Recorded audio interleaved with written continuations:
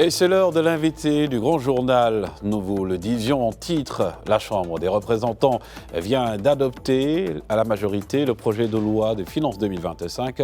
Et pour en parler, mesdames et messieurs, nous retrouvons en direct de Rabat Ali Rambouri, président du Centre de prospection économique et sociale. Bonjour à vous et merci de répondre à notre invitation. Alors, que retenir de ce vote du projet de loi des finances par la Chambre des représentants aujourd'hui par rapport également à ce vote du projet de finances 2025 ?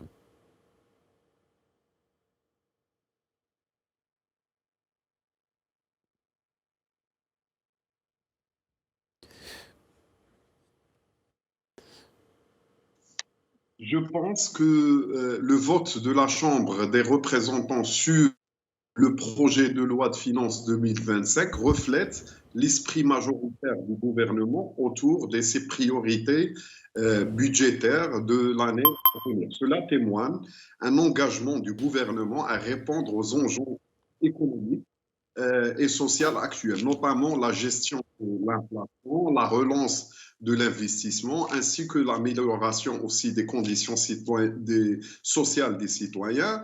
Le vote, il marque aussi l'amélioration des conditions, également une étape cruciale dans la mise en œuvre du nouveau modèle de développement en intégrant surtout des réformes, des mesures visant à renforcer la résilience de l'économie marocaine. Et selon également la ministre de l'Économie et des Finances, Nadia Feta, le gouvernement donc a mis en place des mesures concrètes et proactives d'ailleurs pour atténuer les répercussions des crises sur les citoyens, ce qui a permis de réduire l'inflation à 1,1%. Pourriez-vous nous rappeler les grandes orientations de ce PLF 2025 ? Oui, le projet de loi de finances 2025 s'inscrit premièrement dans une vision stratégique alignée à des priorités nationales telles que, premièrement, c'est le soutien du pouvoir d'achat des citoyens grâce à des mesures pour limiter l'impact de l'inflation et renforcer les filets sociaux, surtout en gardant la caisse de compensation dans un niveau moyen de 16,5 milliards de dirhams. Aussi, en ce qui concerne aussi l'emploi, le gouvernement a mis en place plus que 14 milliards de dirhams sur 3 volets pour accélérer le rythme de l'emploi. Aussi, il y a des réformes fiscales structurantes qui visent à alléger la pression fiscale sur les contribuables, en particulier les ménages et les petites entreprises. Aussi, il y a la promotion de l'investissement public et privé à travers des incitations et des dispositifs adaptés. Il y a aussi la réforme de la justice sociale, il y a aussi la gestion proactive de la dette publique tout en gardant la tendance baissière de cette dette publique, surtout au niveau international. Donc, je pense que ce sont les mesures et les grandes mesures phares pour cette PLF 2025. La réforme de l'impôt sur le revenu, cheval de bataille du projet de cette loi des finances, prévoit une série de mesures. Quelles sont, d'après vous, les principales mesures qui contribueront à alléger la pression fiscale sur les contribuables ? Premièrement, il faut mentionner que cette réforme de la PLF 2025 s'inscrit dans le cadre global des engagements du gouvernement, notamment dans le cadre de l'accord d'avril 2024. Et aussi, il faut mentionner que ces réformes, il répond aussi aux objectifs de la loi cadre de la réforme fiscale. Il inclut plusieurs mesures clés. Premièrement, c'est la réduction des taux marginaux pour les classes moyennes, surtout les catégories de plus que 180 000 dirhams de revenus annuels. Ils vont bénéficier d'une réduction d'1% et ils vont passer la tranche va passer de 38% à 37%.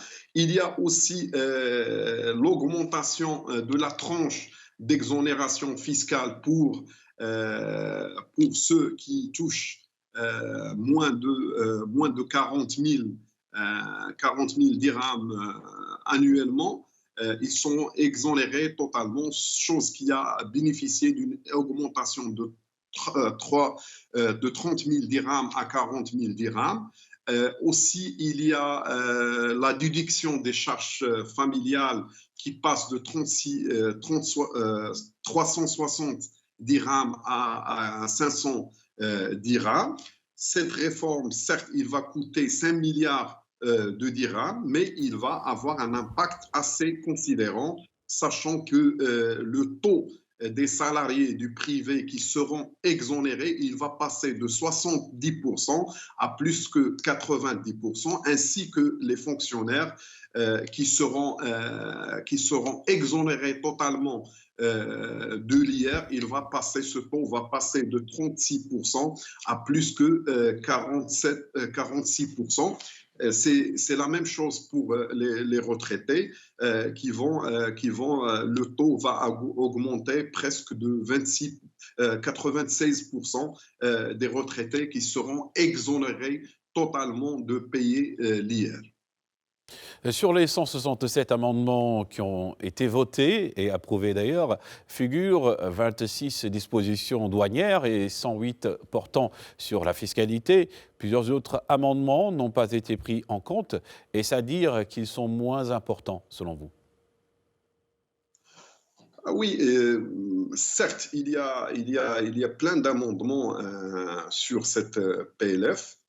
Premièrement, il faut mentionner que le nombre des amendements présentés, que ce soit par la majorité ou l'opposition, a pu atteindre plus que 500 amendements. 500 amendements, dont 45 qui ont été acceptés.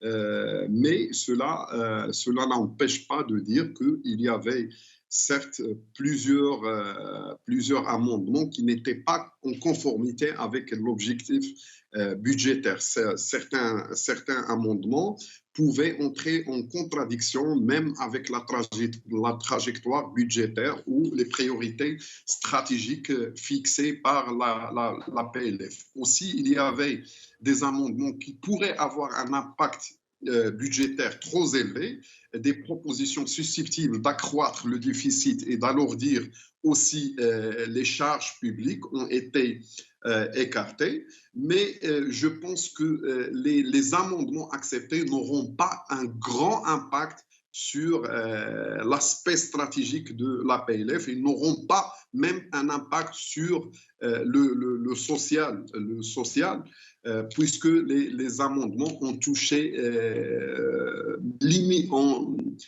strictement des dispositions douanières ou des dispositions fiscales sans importance ou sans impact sur le volet social ou sur le cadre stratégique de la PLF 2025. Et toujours dans le cadre de ce PLF également, les partis politiques de l'opposition n'ont pas du tout été tendres avec le gouvernement. Quelles vont donc être, selon vous, les prévisions pour les prochains débats à la Chambre donc, des conseillers? Pour la Chambre des conseillers, je pense qu'il y aurait il y aurait beaucoup de débats, surtout sur l'aspect de la stratégie gouvernementale en matière d'emploi, où il y a plein de choses à discuter, surtout les nouvelles mesures d'emploi qui auront certes un impact sur la croissance du rythme de l'emploi, mais il y aura un impact certainement sur l'aspect social. Donc, il y a plusieurs choses surtout dans la deuxième chambre où il y a l'existence des syndicats, il y aurait beaucoup de débats autour de ces mesures d'emploi. Aussi, il y a plusieurs mesures qui concernent aussi l'aspect général l'aspect général de la loi de finances, surtout au niveau fiscal, surtout aussi de l'IR, où il y a des revendications aussi d'accroître le barème le barème d'exonération. Il y a aussi des difficultés au niveau des régimes de certains fonctionnaires, surtout les fonctionnaires de la santé publique qui réclament de rester dans le cadre de la fonction publique. Il y a aussi des amendements ou du débat à entamer autour de ce qui a rapport avec l'exécution de la nouvelle charte d'investissement, surtout au niveau des incitations pour les petites et toutes petites entreprises. Donc, je pense que la deuxième partie de la loi de finances au niveau de la Chambre des représentants, il aura un aspect ou un débat d'aspect plutôt social. Un débat d'aspect social, toujours autour du projet de loi des finances 2025. Ali Rambouri, merci encore. Je rappelle donc que vous êtes président du Centre de la prospection économique et sociale.